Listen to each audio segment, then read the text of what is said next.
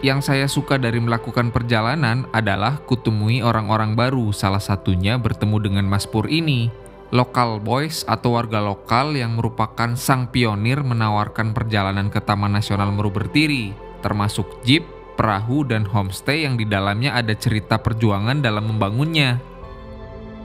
Ini boleh diceritain nggak awal mulanya Mas Pur sampai bisa membangun seperti ini, Mas? Ya, gini Mas. Dulu saya kan ada program dari Taman Nasional, program MDK, model dusun konservasi, untuk pemberdayaan masyarakat sekitar kawasan, mengurangi kecenderungan masyarakat ke hutan. Nah, homestay saya yang pertama dulu itu kecil, kamarnya kecil, kloset duduk, kamar mandi bersama, pakai gayung. Dalam hati saya mikir pengen membahagiain tamu. Nah, alhamdulillah sekarang sudah fasilitasnya sudah ada shower, ada AC, kayak gitu, sudah lebih baik dari yang dulu lah gitu. Semua saya kerjakan sendiri dari awal, mulai bangun fondasi sama istri saya. Modal pertama itu 6 juta buat beli bahan bangunan, terus tukangnya saya sendiri, kulinya istri saya. Alhamdulillah sekarang proses. Berarti ini dari tahun berapa, Mas Pur? Kalau yang ini dulu saya bangunnya itu yang lama, bangunnya 4 tahun. Nah, setelah itu saya launching di platform kayak gitu. Alhamdulillah tamu-tamu Eropa itu banyak. Terus sekarang terhalang pandemi ini, begitu. Berarti kebanyakan tamu yang menginap di sini tuh kebanyakan orang asing ya? Sebenarnya nggak harus orang asing gitu, nggak. Cuma dulu kan karena wisata kita kan wisata minat khusus. Wisata edukasi, konservasi, adventure kayak gitu. Jadi hanya orang-orang yang suka alam kayak gitu, bukan mass tourism intinya kita. Berarti wisata khusus lah ya. Betul. Karena akan melakukan perjalanan panjang menembus belantara hutan dan dipastikan sulit bertemu warung, seperti biasa kami selalu isi pondasi terlebih dahulu. Hari ini mau makan dulu. Makan di warung Teluk Ijo. Ini rekomendasi kalau ke Teluk Ijo harus mampir ikan sate. Seger. Apa ini? Temulawak ini, minuman Lokal boys? lokal, minuman lokal. Ini biasanya fungsinya untuk meningkatkan nafsu makan. Jadi kalau sebelum makan minum ini, makannya tambah banyak. Tapi kalau udah makan, minum makan juga? Makan juga, lapar lagi.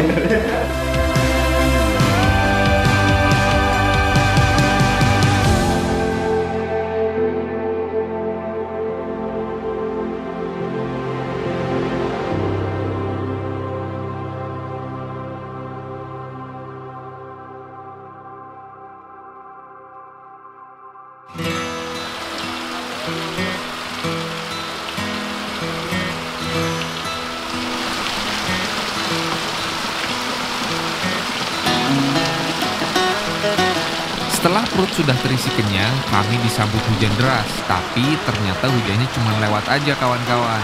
Lumayan, udara jadi sejuk selama perjalanan nanti.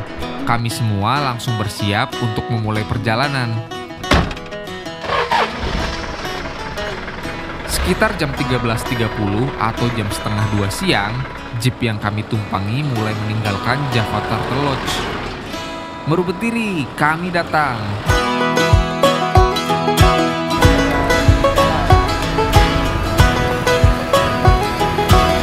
Taman Nasional Meru Betiri ini sangat lengkap, memiliki daya tarik hutan dan pantai yang sangat terjaga keasriannya. Cocok buat kawan-kawan yang gemar melakukan petualangan di alam bebas. Taman Nasional yang disingkat TNMB ini menjadi salah satu taman nasional penting bagi kelestarian beberapa flora dan faunanya. Taman Nasional ini mungkin kalah populer dibandingkan taman nasional lainnya. Padahal Taman Nasional yang terletak di pantai selatan Jawa Timur ini menyimpan keindahan alam dan kekayaan flora fauna yang luar biasa. Mas Pur, Siap. jadi destinasi pertama kita kemana nih? Ini kita ke Sukamade dulu untuk observasi penyu bertelur. Semoga kita beruntung untuk malam ini karena semua berproses secara alam. Berarti di situ tidak ada unsur-unsur yang disetting ya? Nggak ada mas. Alami berarti ya? Semuanya alami. Nah, jarak dari sini mas, ini jalan yang rusak ini apa sih namanya ini? dari Rajakwesi ke Sukamade kita perjalanan 2 jam. 2 jam. Melewati hutan, jalan bebatuan, menyeberangi beberapa sungai. Oh, berarti ini nanti Batu, sungai, baru nyampe ke Sukamade. Ya. Estimasi berapa jam, Mas? Kurang lebih 2 jam. 2 jam. Nggak jauh sih, cuma Karena jalannya goyang dompet ya. ya. Jadi kenapa jalannya kayak begini? Kalau jalannya bagus, nanti mempermudah illegal logging, mempermudah perburuan satwa, akhirnya mass tourism juga, banyak sampah plastik. Oh, Terus yang terakhir pemberdayaan masyarakat sekitar, termasuk saya dan teman-teman sebagai pelaku transportasi jeepnya lah.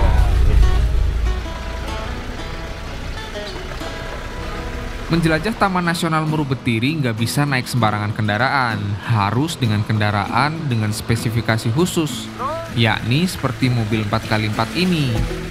Karena ya jalanannya di sini goyang dompet dan masih rusak seperti ini. jadi perjalanan dari titik awal sampai nanti ke Sukamade, kita akan dimanjakan pemandangan hutan tropis ya, Mas Pur. Ya. Pemandangan hutan tropis. Terus kita akan bertemu banyak dengan hewan. Tadi yang udah kita temui ada rangkong, terus ada ini nih monyet nih, kawanan monyet. Brother, how are you? Rian, nanaonan. Jadi tuh ada kawanan monyet. Nah, benar saja apa yang dikatakan kawan-kawan dari Banyuwangi dan Mas Pur. Selain kita akan menembus jalan hutan, melewati jalur yang terjal, kita juga akan dibawa melintasi sungai.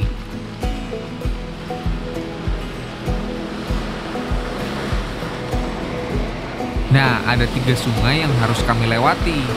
Seru kan? Di sungai ketiga ini, Mas Pur memarkirkan mobilnya di hamparan bebatuan yang diapit aliran sungai, mengajak kami semua beristirahat sejenak sambil ngopi-ngopi, ditemani kabut khas hutan hujan tropis di samping aliran sungai. Ngopi, checkpoint ngopi di pinggir sungai. Jadi kalau trip ke mana nih, Sukamade, ya. ini salah satu aktivitas juga ya? Ya, kita istirahat dulu ngopi. Starbucksnya hutan nih. Starbucksnya Sukamade. Ini kopi saya yang saya sendiri ini.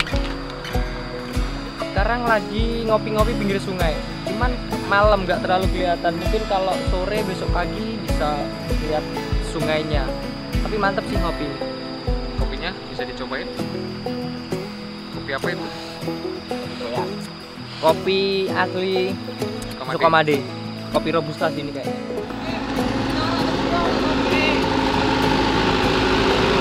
Halo Mas. Halo.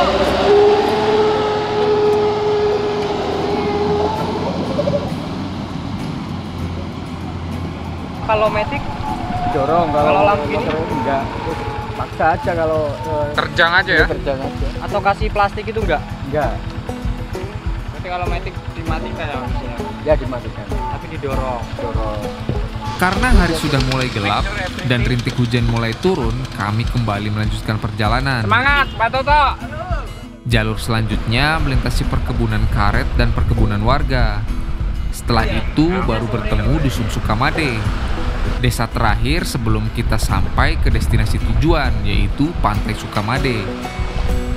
Ini Dusun Sukamade, ada sekitar 350 kakak, mayoritas pekerja perkebunan. Jadi mereka kalau mau ke rumah sakit, mau ke pasar ya melewati hutan, menyeberangi sungai itu tadi. Itu perjuangan. Semakin malam, hujan pun tak kunjung berhenti. Banyak genangan air sehingga jalanan tak terlihat jelas. Alhasil, ketika kami sedang asik mengobrol, mobil yang kami tumpangi terperosok. Perjalanan kami pun sedikit terhenti.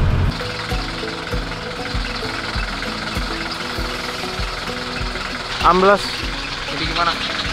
Ini lagi mau mundurin mobilnya dulu, semuanya harus turun. Kenapa ini mobil kita?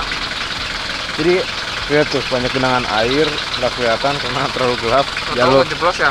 Jeblos, jalurnya ekstrim banget.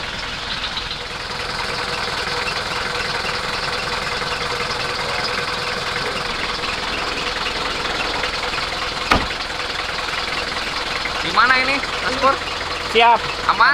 Aman.